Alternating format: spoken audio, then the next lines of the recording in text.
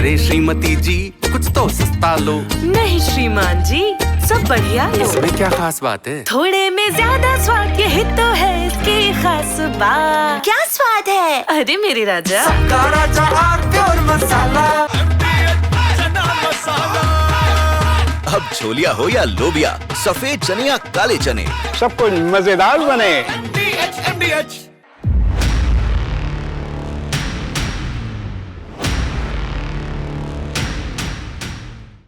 नमस्कार, देश की बात में आप सभी का स्वागत है, अभिनंदन है।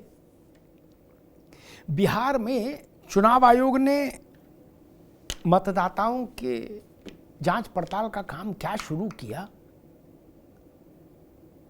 उन सब राज्यों में घबराहट सी फैल गई जहां चुनाव होना है आने वाले कुछ समय में, 6 महीने में, साल भर में, 1.5 साल में, 2 साल के भीतर जहां जहां चुनाव होना है।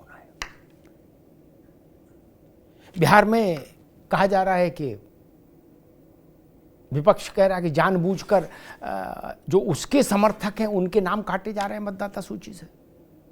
चुनाव आयोग कह रहा है कि केवल उनके नाम हटाए जाएंगे जो वोट देने के पात्र नहीं है, मतदाता होने के पात्र नहीं है। कोई विदेशी है, कोई नेपाल का है, कोई म्यांमार का है, कोई बांग्लादेश का है। तो जो पात्र है वो रहेगा, जो पात्र नहीं है वो हटेगा। विधानसभा में एक तो कॉन्स्टिट्यूंसी छोटी और जीत हार का अंतर कम होता है। 1000 वोट भी आपकी पार्टी के जय और पराजय का कारण बन सकते हैं, 500 वोट भी बन सकते हैं, ऐसा होता है। इसलिए हंगामा ज्यादा है। पूरे प्रदेश में पिछली बार जो विधानसभा का चुनाव हुआ था बिहार में, उसमें तेजस्वी यादव सत्ता से कितने वोट से दूर रह गए थे पता है आपको? अगर मैं सही स्मरण कर रहा हूं, शायद 5 5.5 लाख, सिर्फ 5-5.5 लाख वोट और मिला होता उनके कैंडिडेट्स को अलग अलग सीट्स पर, तो वो सरकार बना लेते। और यही बात उत्तर प्रदेश में अखिलेश यादव भी कहते हैं कि हम 5 लाख से छूट गई ट्रेन, नहीं तो हम भी मुख्यमंत्री होते। ये मैंने इसलिए बताया कि आप इससे समझ पाएं कि विधानसभा का चुनाव कितना नेक एंड नेक होता है, कांटे की टक्कर जिसको बोलते हैं। वहां 100 वोट भी मैटर करते हैं। लोकसभा का चुनाव बड़ा चुनाव है, 16 लाख से लेकर 20 लाख 25 लाख तक की कॉन्स्टिट्यूंसी है। वहां 100 वोट उतना मैटर नहीं करते शायद जितना विधानसभा में। अब ये जो कैंची चल रही है, इसको लेके बिहार में इसीलिए बवाल है। आप वहां महागठबंधन के तेवर देख लीजिए, उनकी प्रतिक्रिया देख लीजिए, उनकी देह की भाषा देख लीजिए, बॉडी लैंग्वेज। ऐसा लग रहा है कि बस क्या कहें, सब कुछ छूटा लूटा जा रहा है टाइप का। क्यों? क्योंकि उनको भय है कि अगर जिनको वो अपना वोटर मानते हों, वो 100, 200, 500 किसी विधानसभा क्षेत्र में अगर अपात्र घोषित हो गए तो भैंस पानी में चली जाएगी। इसलिए हंगामा है। और ये हंगामा बिहार के बाद पश्चिम बंगाल में होना है, क्योंकि चुनाव आयोग कह चुका है कि बचेगा कोई नहीं, छूटेगा कोई नहीं। रूट भले ही जाए लेकिन छूटेगा नहीं। सब जगह करेंगे ये मतदाताओं की जांच पड़ताल का काम। अब तो कुछ तो मुख्यमंत्री ऐसे हैं जो ये आयोग से कह रहे हैं कि भाई अगर हमारे यहां करना हो तो जल्दी कर लो, कम से कम बीपी बढ़ना तो बंद हो, पता तो लग जाए क्या खेल है। ममता जी इसीलिए नाराज हैं और वो दूसरे ढंग का कैंपेन शुरू कर दिए उन्होंने कि एक भी व्यक्ति का वोट नहीं कटने देंगे। वो कह रही बांग्ला बोलने वाला रोहिंग्या है, ये हम नहीं स्वीकार करेंगे। भाजपा वाले कह रहे कि ना, एक भी रोहिंग्या वोट नहीं डाल पाएगा आप चुनाव में। वहां रस्साकशी बिहार से भी तीखी है। ममता जी ने तो सड़क पर उतर के ऐलान कर दिया कि हम इसके लिए लड़ेंगे। भाजपा वाले भी कह रहे हम भी लड़ेंगे इसके लिए कि कोई रोहिंग्या वोट ना डाल पाए। बिहार जैसे ही बिहार का अध्याय बंद होगा, ये वोटर समीक्षा वाला, वैसे ही पश्चिम बंगाल में शुरू हो जाएगा। इसलिए तेजस्वी यादव का तनाव का अवसर समाप्त होगा तो ममता जी को तनाव शुरू हो जाएगा, और ममता जी के बाद असम में भी जाएगा मामला। आपने देखा होगा कि अभी पिछले दिनों राहुल गांधी जी असम में थे, तो उन्होंने अपने इस डर को मंच से दोहराया भी कि जो महाराष्ट्र में हुआ वही बिहार में हुआ, और जो बिहार में हुआ वही बंगाल में होगा, और वही फिर असम में भी होगा। फिर इसी का विस्तार आगे जाएगा। उत्तर प्रदेश में भी ये मतदाताओं की समीक्षा का काम होगा। 27 के आरंभ में यहां भी चुनाव है। तो कुल मिला के मसला ये कि विपक्ष जनता के जनादेश से पहले क्रोध में है इस एक्सरसाइज को लेकर। अच्छा, जितना आप क्रोध दिखाते हैं उतना ये भी है कि उस आपके बारे में एक धारणा ये भी बनती है कि जो लोग अपात्र नहीं हैं, अपात्र हैं वोटिंग के लिए, क्या आप उन पर दांव लगाए थे? अन्यथा अपात्र का नाम कट जाए तो क्या दिक्कत, और अगर पात्र है तो उसको अधिकार है वोट देने का, उसका कोई नाम काट भी नहीं सकता। आयोग ने कई बार कहा कि नाम काटने से पहले सुनवाई का अवसर मिलेगा मतदाता को, ऐसे नहीं कि एक तरफा नाम कट जाए। मतदाता सूची, प्रारूप मतदाता सूची जारी होगी, वो राजनीतिक दलों को भी दी जाएगी, वो भी उसका अध्ययन कर सकते हैं। जहां कहीं उनको आपत्ति है वहां अपनी आपत्ति दर्ज करा सकते हैं। लेकिन फिर भी पसीना पसीना है राज्यों में छत्रप। एक चंद्रबाबू नायडू ने एक चिट्ठी लिखी चुनाव आयोग को, आंध्र प्रदेश के मुख्यमंत्री। तो उन्होंने कहा कि भाई चुनाव आयोग का विषय नागरिकता नहीं होना चाहिए। उनका विषय यह है कि वोटर पात्र है कि नहीं पात्र है ये देखें, नागरिकता का विषय उसका नहीं है आयोग का।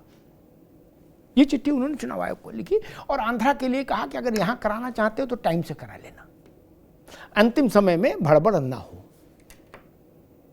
कुछ लोगों को लगा, विपक्ष के नेताओं को, कि शायद चंद्रबाबू नायडू इसके आगे जाएंगे और इस मुद्दे पर भाजपा और नायडू में दो दो हाथ हो जाएंगे, लेकिन वैसा नहीं हुआ। जो बात चंद्रबाबू नायडू ने चिट्ठी में कही वो सामान्य बात है। संवैधानिक तौर पर स्वाभाविक है, नागरिकता तय करने का अधिकार केंद्र सरकार का ही है, गृह मंत्रालय का ही है, न राज्य का है किसी, न चुनाव आयोग का है। लेकिन इसी संविधान के मुताबिक ये भी सच है कि जहां पर ये लिखा है कि कौन वोट देगा, मतदाता कौन होगा, तो वहां ये लिखा है व्यक्ति भारत का नागरिक होना चाहिए और उसकी आयु 18 वर्ष से अधिक होनी चाहिए। ठीक, दो बातें लिखी।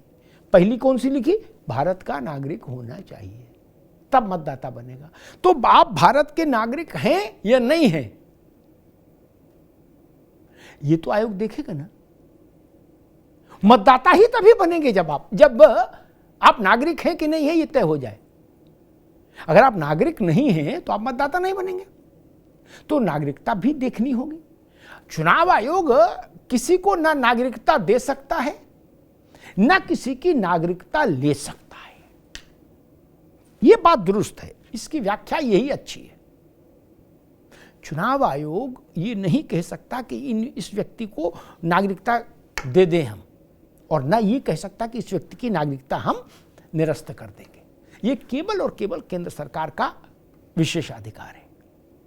लेकिन आप नागरिक हैं या नहीं,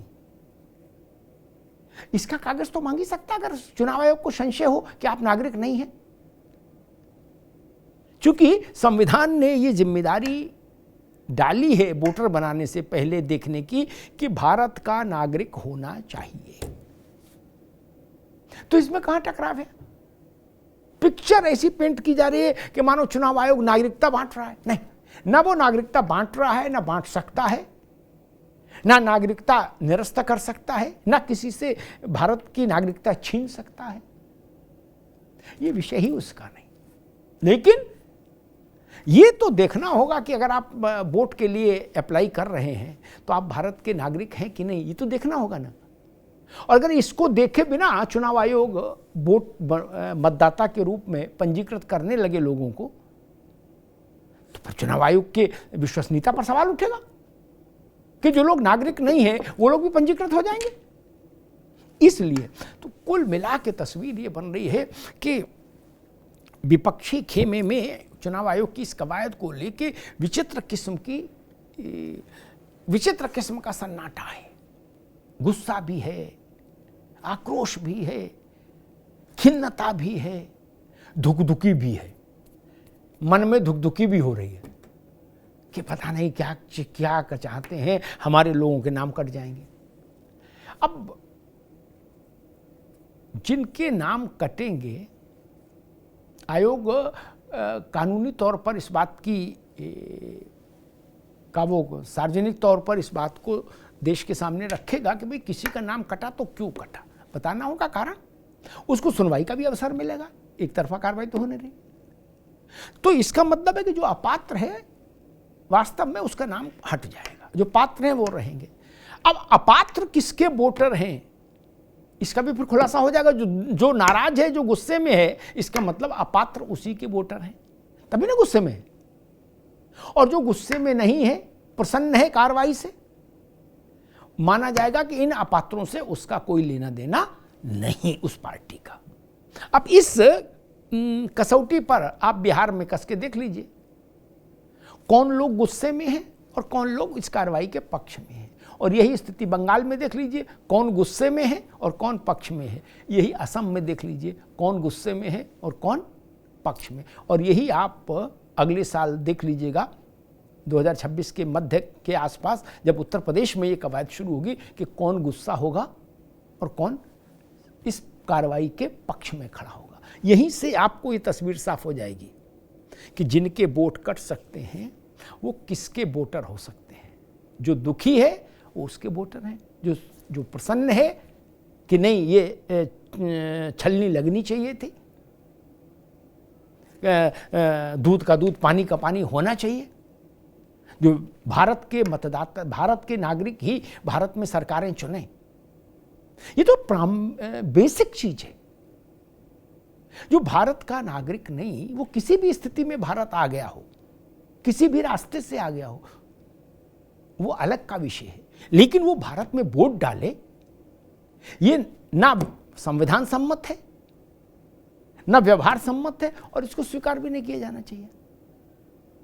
भारत के लोग ही भारत की सरकारों का भविष्य तय करें, संविधान ने यही व्यवस्था की है और इसी व्यवस्था को स्वीकार किया जाना चाहिए।